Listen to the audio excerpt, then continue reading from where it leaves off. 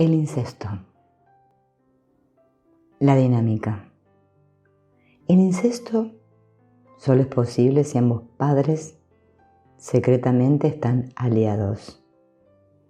Es decir, siempre están involucrados ambos padres, a saber, el padre en un primer plano y la madre en un segundo plano.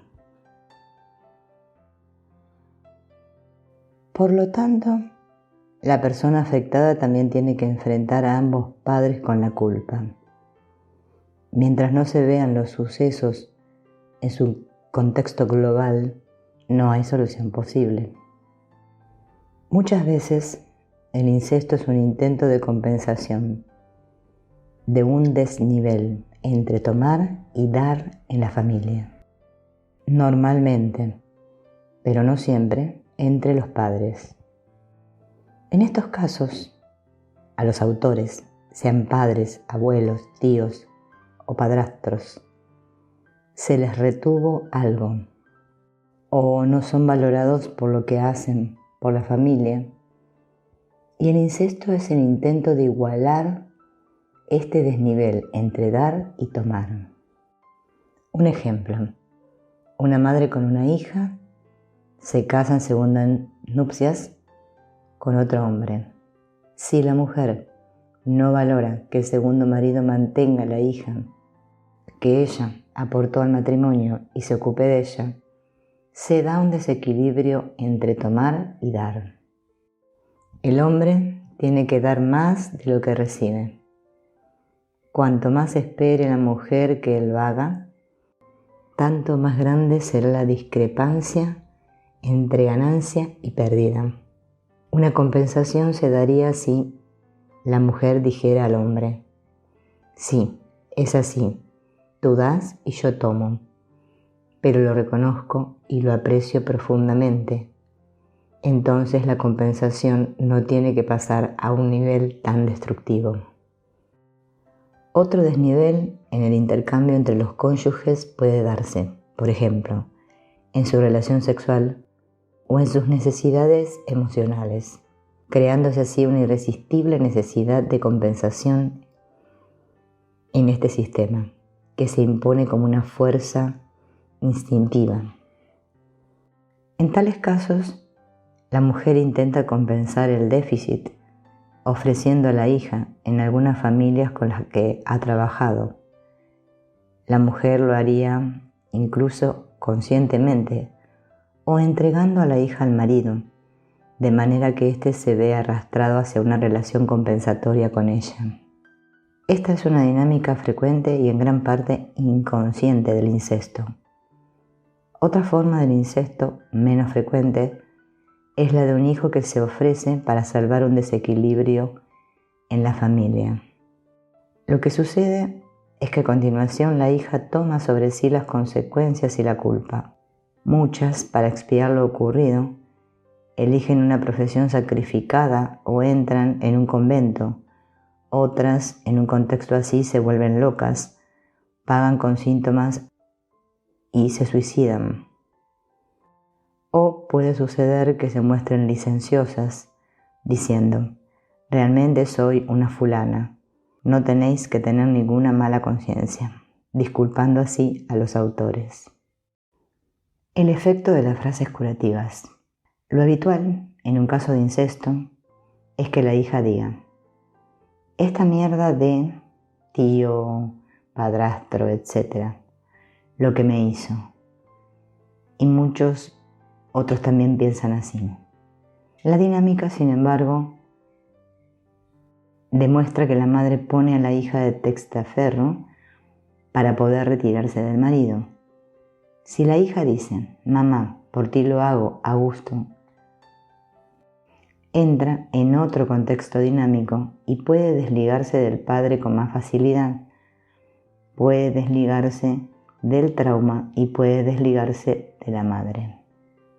Estas frases inmediatamente sacan a la luz la dinámica de fondo. Nadie puede volver a comportarse como antes. Todos los implicados se ven encarados con su responsabilidad y la hija ya no tiene por qué sentirse culpable. Lo que hizo, lo hizo por amor. De repente la hija es buena y sabe que es buena. Estas frases, por lo tanto, transfieren la responsabilidad del incesto y de sus consecuencias a los padres, descargando a la hija, ya que demuestran su amor y su dependencia, y con ello también su inocencia. El hecho de ver y reconocer este amor íntimo produce un efecto curativo. Estas frases le recuerdan a la hija que ella intentaba hacer algo bueno, aunque saliera mal. Cuando las víctimas conscientemente perciben su amor y nosotros se lo confirmamos, ellas saben que son buenas. Es un gran alivio. Cuando consiguen decir estas frases curativas auténticamente, quedan libres de la implicación en el problema de sus padres. Ya no tienen que esperar que sus padres cambien para que cambien también algo para ellas. Están libres de seguir su camino independientemente de lo que sus padres hagan, de si admiten su responsabilidad y tienen remordimientos o no.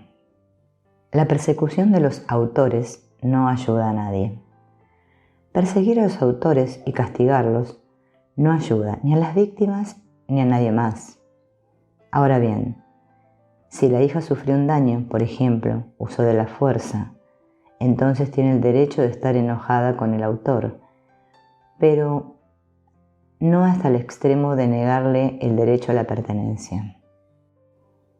Puede decir: has cometido una gran injusticia conmigo y no te lo perdonaré nunca. Y en cierto modo puede decirles a la cara a los padres: sois vosotros, no yo. Vosotros tenéis que llevar las consecuencias, no yo. En ese momento pasa la culpa a él o ella y ella misma se aparta. Que la hija esté llena de reproches contra los padres no sirve de nada.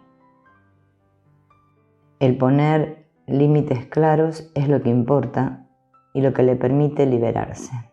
Los reproches tan solo son un simulacro de combate y no una exigencia. La hija tampoco debe perdonar. Perdonar es una arrogación y no le corresponde a la hija. Puede decir: fue terrible para mí y dejo las consecuencias contigo. A pesar de todo, sacaré partido de mi vida. Si la hija, más tarde, consigue una relación feliz, también significa una descarga para el autor. Si por el contrario, ella misma después no permite que las cosas le vayan bien, también es una venganza tardía del autor. Por otra parte, el padre no debe pedirle perdón a la hija, lo cual significaría una carga inmensa para ella. Pero sí puede decir: lo siento, o he cometido una injusticia contigo. Solución es una palabra de doble sentido. La solución siempre es un apartarse de. La lucha ata. Exigir que los demás acepten su responsabilidad lleva a una buena separación de la familia. En el caso de una implicación en un sistema superior, aquí, el de los padres, el inferior tiene que exigir del superior que acepte la responsabilidad. Así puede dejarlos y marchar. El vínculo a través del incesto. Bert Hellinger explica extensamente que la primera consumación íntima del acto sexual establece una relación especialmente intensa, es decir, que a través de esa experiencia sexual se crea un vínculo de la chica al autor. Más tarde, ella no puede tener ninguna pareja nueva sin reconocer a la primera. A raíz de la persecución y del desprecio, muchas veces no encuentra otra pareja nueva. En cambio, reconociendo este primer vínculo, esta primera experiencia tiene la posibilidad de integrarlos en una relación nueva, donde quedan guardados. Tal como se propaga ahora, es decir, que la experiencia tan solo es nociva y tendrá consecuencias pésimas. Va en contra de la solución y únicamente perjudica a las víctimas. El lugar del terapeuta. Desde el punto de vista sistémico, él o la terapeuta siempre procuran aliarse con aquel que aparece como el malo de la película. En ese momento, al estar trabajando el asunto, tienen que darle al autor un lugar en su corazón. El mayor peligro es que el terapeuta participe en la campaña contra el padre, por ser este tan depravado. También me pregunto, ¿de dónde proviene tal pasión y por qué no es posible mirar las cosas tranquilamente? Tan solo esa pasión ya hace sospechar. Aquí hay algo que no encaja, si no, no sería tan fuerte. Hay algo que se supervalora. Los terapeutas que se alían con las víctimas excluyen al autor del sistema, contribuyendo de esta manera a empeorar la situación. Esta es la consecuencia y llega muy, muy lejos. ¿Qué sucede cuando no se respeta el orden? Cuando la persona no respeta el orden, la persona siente desconfianza, desprecio hacia los demás y hacia sí misma. Vive en la arrogancia, se atribuye un lugar o una función que no le corresponde y la conciencia familiar le hará vivir todo tipo de castigos en forma de fracasos y accidentes. Lo más normal es que no consiga realizarse a nivel familiar porque si ya es madre de su abuelo desde que nació, pongamos por caso, ¿cómo va a ser madre de otros hijos? No tiene disponibilidad sistémicas. Las dinámicas ocultas son: te reemplazo, yo soy tú. La persona mayor, antepasada, no respetada por los más jóvenes o por los menores, no se entrega, no tiene amor hacia quien no la respeta. A esta persona la solemos llamar egoísta, pero en cuanto el más joven respeta al más antiguo, el amor empieza a fluir desde el más antiguo hacia el más joven. El egoísmo del más mayor desaparece y el río del amor puede seguir su curso. El desorden se manifiesta por movimientos tales como el movimiento pendular del cuerpo, hacia adelante y hacia atrás. Significa que está reemplazando a un mayor. Si es hacia los lados, significa que está reemplazando a alguien de su propia generación, como no poder detenerse en un sitio, ir hacia atrás, estar de puntillas o sentir un malestar o dolor en el estómago. También se observa el desorden cuando un hijo se coloca en la zona derecha de sus progenitores o detrás de ellos, en la zona de los ancestros, cuando una esposa se pone a la derecha de su esposo o cuando un hermano más joven está a la derecha de uno más mayor. Igualmente, en los abrazos se puede observar el desorden. Cuando los hijos ponen la cabeza en el hombro derecho de cualquiera de sus progenitores, se sienten su igual, pero cuando los esposos posan la cabeza en el hombro izquierdo del otro, están en una relación de dependencia, no de igualdad.